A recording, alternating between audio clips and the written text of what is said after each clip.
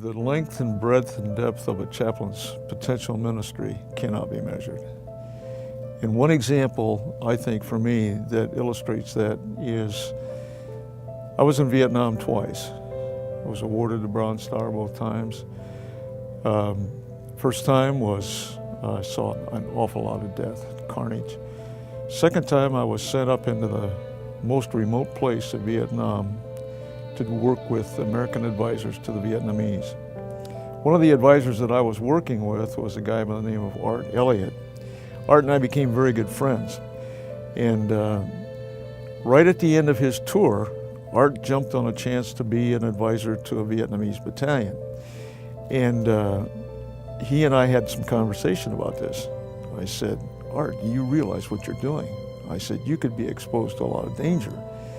Oh no, we're going to the coast and we're going to train, and by the time we finish our training, I'll be on the plane home. He said, but I get command time credit for this. I said, I hope you know what you're doing. The Battle of Doc Siang, which was 2 regiments of North Vietnamese thrown against the Special Forces camp at Doc Siang along the Doc Blau River, they started calling up units. We didn't have enough people. They were wanted to overtake that camp as a propaganda value, and so they were willing to throw that many people against the battle, into the battle. And all of a sudden, I heard Art's unit has been called up and they've been put in the battle. And then we heard that Art and his group ran out of water and ran out of ammunition. And then we heard that Art decided that they had no choice but to try to escape and evade back to the Special Forces camp at Doc Siang. Then we heard that Art went one way and his team went the other way. The rest of his team went the other way. The rest of the team made it to the camp. No sign of Art. Did he get killed? We didn't know. Did he get captured? We didn't know. But later that day, Radio Hanoi said they captured an American officer up in the highlands of Vietnam, and we just took a deep breath and said, oh God, let that be Art. And then they did a sweep of the battle area and found out that there was no body. So Art wasn't there. We put 2 and 2 together and hoped that it made 4. The result of that, for me personally, was that I lost a friend. Art and I were close. And also, what involved me was writing a letter to his wife. I wrote a letter to Mrs. Elliott. Dear Mrs. Elliott, regret to be a part of this, but bear in mind that we have prayed for Art. We pray for Art every Sunday in our worship time together. We are hopeful, and we hope that you will also be hopeful.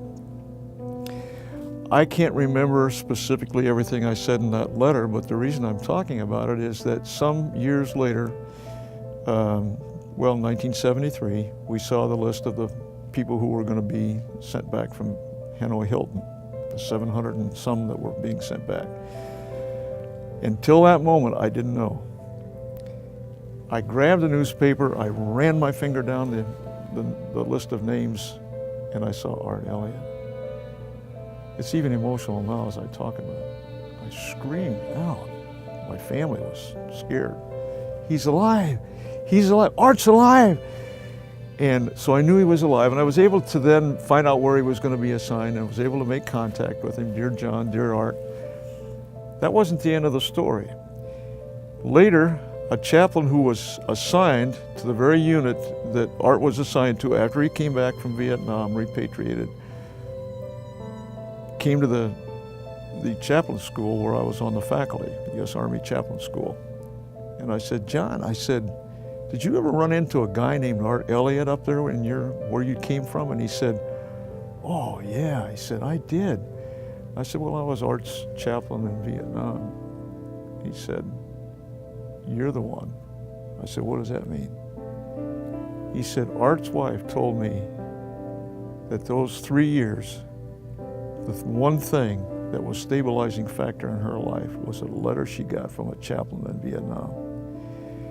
And I say all of that to say that there is no limitation to how a chaplain can make an impact, even when he doesn't realize that he's making an impact. And I've always been thankful that I was there and that I was there for her, even though I didn't know her and I've never met her.